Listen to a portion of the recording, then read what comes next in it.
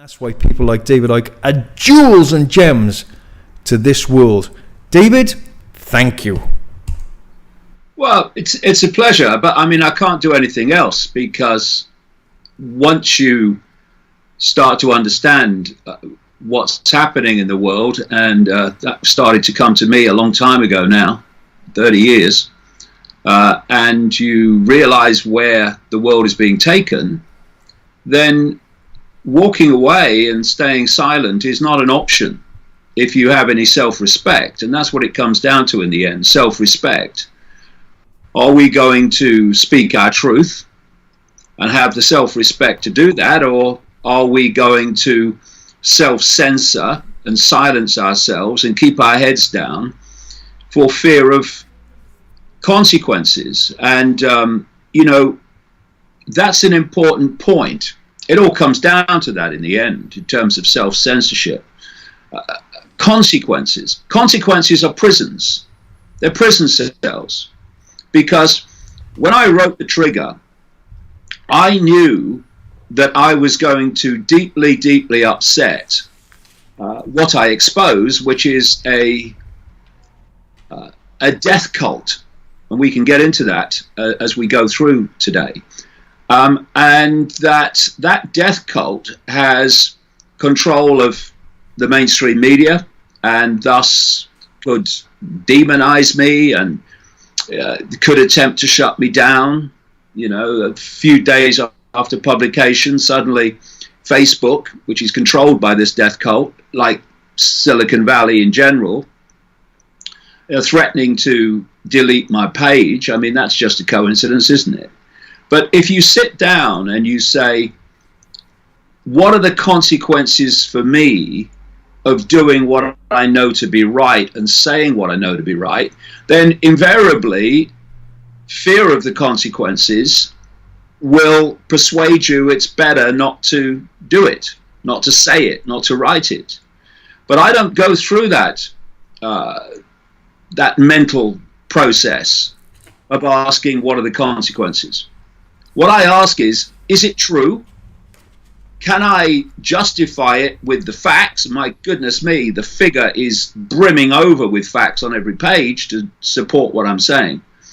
And if the answer to that is yes, then it's going out there. The consequences will take care of themselves. And the whole foundation of human control is based on intimidation. Put in words of one syllable, it's getting people to give a shit about what people think of them, the consequences that might happen to them. And once you can get people in that mode, then they'll start self-censoring. Once you decide that consequences and abuse are of no importance to you, doing what you know to be right is the only thing that drives you, then what you're doing is you're taking your power back from that which you're exposing, because the currency of control is intimidation, fear of consequences.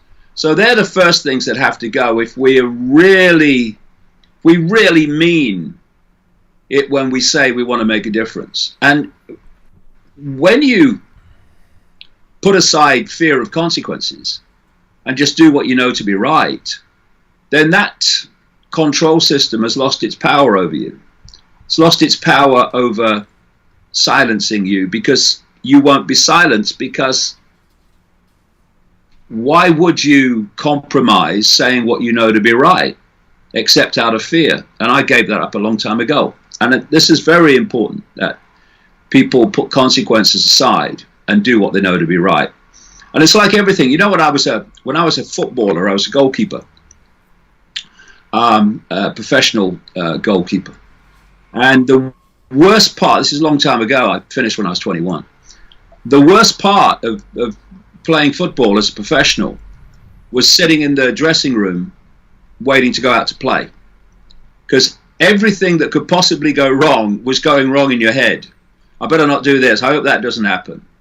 And then you got on the pitch where you actually did it, and it was fine. And 99% of the time, what you were stressing about in the dressing room, I hope this doesn't happen, what if that happens, didn't happen. And, you know, I can tell you that after 30 years of taking abuse for doing and saying what I believe to be right, I'm still here. I'm still here. I'm stronger than ever. I've got more people looking at what I'm saying than ever. And if you keep walking and you don't stop, you don't surrender your right to your own truth, then instead of you trotting after the world starts moving in your direction, if what you say has validity, that is. But if you hadn't said it in the first place through fear of the consequences, then you wouldn't be proved right down the road. And as a result of that, more people come and say, well, what else is this guy saying then? So this is the bottom line. You want to make a difference? Okay, put consequences aside and speak your truth. And you'll find it's not as difficult as you thought it was.